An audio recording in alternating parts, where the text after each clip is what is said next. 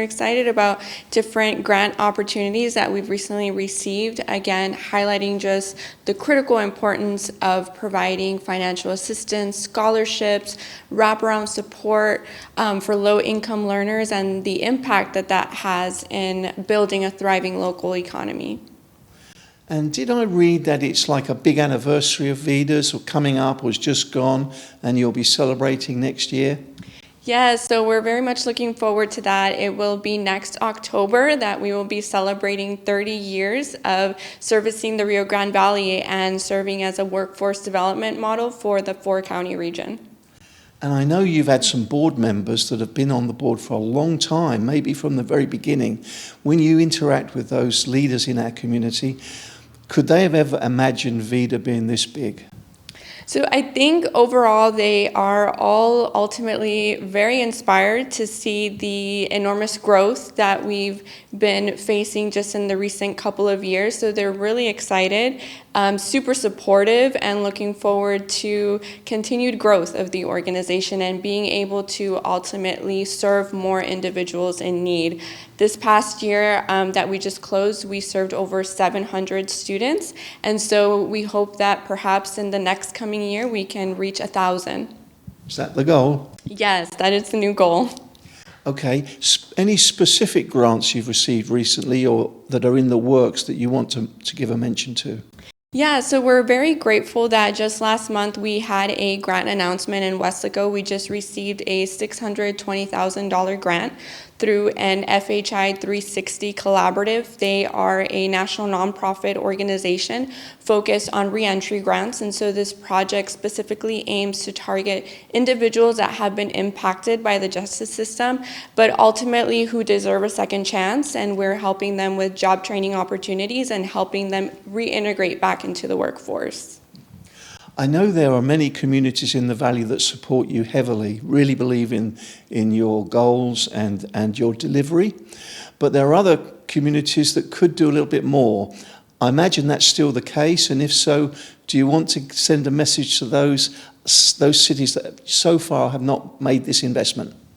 Yes, absolutely. So like you mentioned, I would highly encourage and invite any of those cities who are not currently supporting our program to visit our website to learn more about the programs that we're offering and to really understand the impact of our work. So we heavily target low-income learners, people that are underrepresented, underprivileged, and really equipping them with the necessary resources and tools to succeed, because we know that oftentimes people may start a career path, a degree program, but they ultimately don't finish, and they are stuck within low-paying jobs with limited upward mobility. And so VIDA comes in with customized, tailored support services to provide assistance not only with academic-related costs, but other challenges such as childcare, transportation, that really allows these individuals to focus on their studies and successfully graduate.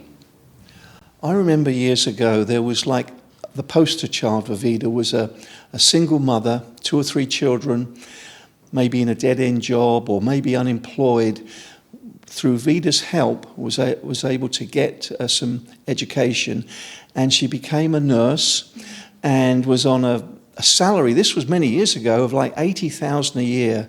Her complete life and career trajectory changed because of your program. Can you give us some more up-to-date examples of that? I'm sure you can. Yes, I would say there's just so many examples. To date, I believe we've served almost 7,000 graduates since 1995. Just this past year, we also helped a single mom go through nursing school who not only was facing financial challenges, but was also homeless, had just lost, her family support system, and so being a single parent of 2 kids, that in itself brings a lot of barriers to academic success, especially with programs like nursing that are very rigorous. We've had other individuals who, we don't just focus on nursing, but of course we know there's great demand right now in that field. There's been another individual who successfully became a nurse as well and went on to open up her own business as a home health owner. So many inspiring stories of, student success that we're extremely proud of. the support that's been shown to you by Hidalgo County Judge Richard Cortez and your involvement in one of his passions, which is the Prosperity Task Force, which is aiming to reduce poverty in our region. Can you talk about the support you receive from the judge? Definitely. So yes, we are super grateful for his continued support. I personally greatly admire his leadership. I really thank him for really putting that focus and that priority on collaboration and addressing the complex issue of poverty. Obviously, it's an issue that has many challenges, and it takes time to fully address. But I think we are making great progress through the Prosperity Task Force, through the different subgroups that have been formed, and we're actively collaborating to see what other opportunities in terms of funding that we can continue seeking to be able to continue uplifting our communities. And the second question was that occasion earlier this year where you had national exposure through a podcast with the former HUD Secretary, the former San Antonio Mayor, Julian Castro. Remind us how that came about and what has been the impact of that connection. Yeah, so that was an incredible opportunity. I had the privilege of being invited by Hispanic executive who was the host of the podcast. And, there was many issues that we discussed throughout the podcast. A couple of the highlights of the discussion was one, the value that nonprofits bring to communities, and just the impact that we have in so many areas of need like education, workforce, healthcare, advocacy, policy, and just the importance of supporting these nonprofits to continue doing that impactful work. And another second highlight that I think was a great takeaway was highlighting how less than 2% of philanthropic investment actually goes to Latino-led organizations. And so when we apply that to the Rio Grande Valley being predominantly Hispanic and Latino communities, I think that's something that we should all strive to change that narrative and work collaboratively to try to seek those funding opportunities that we currently are not receiving. I'm sure that statistic, just 2%, that would have surprised a lot of people. There was probably quite a reaction around the country to that. What sort of feedback have you heard?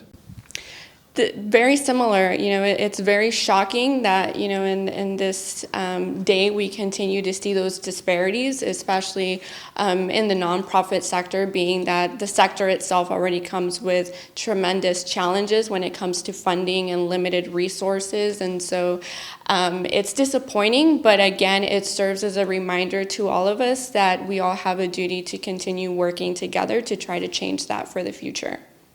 Well, Felida, those are all the questions I had. Do you feel I've missed anything out? Is there anything else you would like to add? Thank you for your time today, Steve. Again, I would encourage anyone who hasn't learned about our organization to visit our website at vidacareers.org, be informed of the latest programs that we're offering, and invite us to visit our office here in Mercedes, Texas as well.